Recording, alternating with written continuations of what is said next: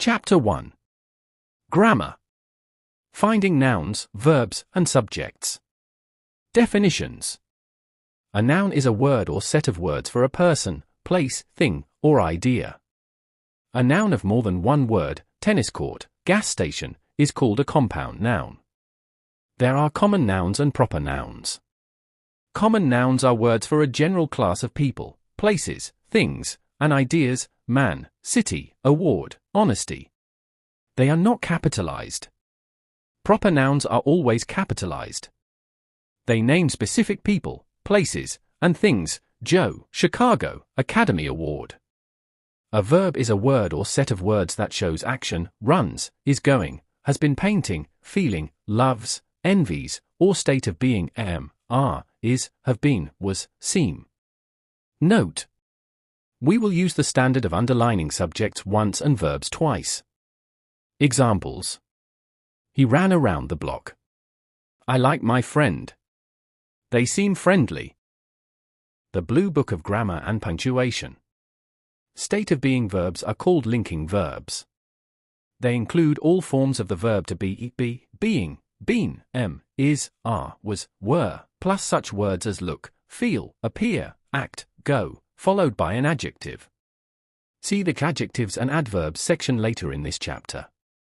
Examples. You look happy. We feel fine. He went ballistic. Verbs often consist of more than one word. For instance, had been breaking down is a four-word verb.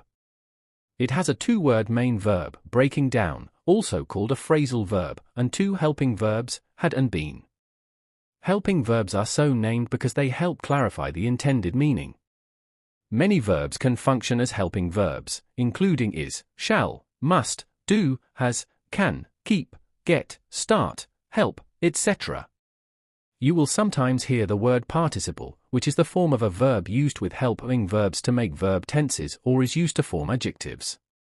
For instance, breaking and broken are the present and past participles, respectively, of the verb break.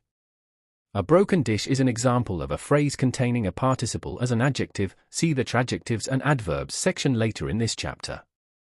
Verbs often take direct objects, which receive the action of the verb carried out by the subject. Examples. I like cake. Cake receives the action, like, done by the subject, I. She lifts weights. Weights receives the action, lifts, done by the subject, she. Verbs may also take indirect objects, which receive the direct object. You can spot an indirect object if it makes sense to place to or from in front of it. Examples.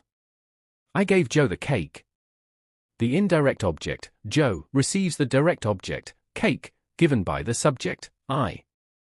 Note that you could also say I gave the cake to Joe. She did me a favor.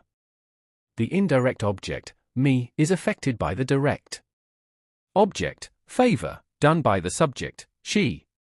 Note that you could also say she did a favor for me. Sometimes verbs require prepositions to complete a sentence. See the prepositions section later in this chapter. A noun affected by a preposition is called simply the object of a preposition.